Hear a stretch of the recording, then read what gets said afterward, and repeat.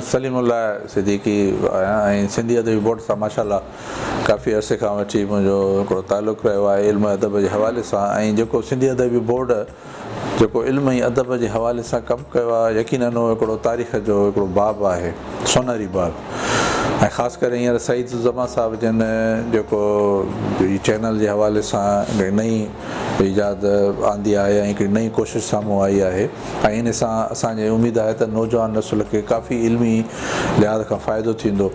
असांजे सिंध जे आलिमनि जेको कमु कयो आहे ऐं जेको अॼु बि अञा मख़तूतनि जी सूरत में मौजूदु आहे, सिंधी अदबी बोर्ड उन ते तमामु घणो कमु कयो आहे। ऐं उहो हिन चैनल जे हवाले सां जेकॾहिं न सिर्फ़ु सिंध ताईं पर सिंध खां ॿाहिरि बि जेके इल्म ऐं अदब जा ज़ौक़ रखंदड़ माण्हू रहंदा उन्हनि ताईं बि इहा इंफॉर्मेशन पहुचंदी।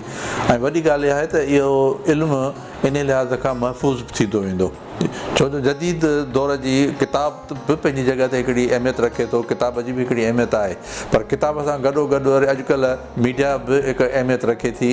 ऐं कंहिं शइ खे आसानीअ सां मुख़्तलिफ़ शहरनि ताईं पहुचाइणु ऐं उन्हनि जो तारुफ़ पहुचाइणु हिकिड़ो मीडिया जे ज़रिए हिकिड़ो आसान तरीक़ो थियो आहे। यकीनन खैरूं लहणनि साईं मखदूम साईं जिन तमामु सुठो इहो हिकिड़ो नओं क़दम खयो आहे ऐं उमेदु आहे त इन जो तमामु पॉज़िटिव ऐं सुठियूं रिज़ल्ट्स साम्हूं ईंदियूं। ऐं उमेदु आहे त हीउ जेको असांजो बोर्ड सिंधी अदबी बोर्ड जेको सिंध जे आलिमनि जूं तहरीरूं जेके 100 साल पुराणियूं बि लिखियलु आहिनि मख़तूतनि जी सूरत में अॼु ॾींहं ताईं पियूं आहिनि ऐं उन्हनि खे थोरो थोरो करे उहो साम्हूं आणनि पिया ऐं उन्हनि जा सिंधी तर्जुमा बि थियनि पिया। इहे बि इंशा अल्लाह ताला उमेदु आहे त ईंदड़ नसुलनि ताईं महफ़ूज़ थी पहुचंदियूं ऐं हू उन्हनि मां फ़ाइदो हासिलु कंदा। महिरबानी ऐं दुआ गो आहियां सिंधी अदबी बोर्ड लाइ ऐं साईं मखदूम साहिब जे लाइ। महिरबानी।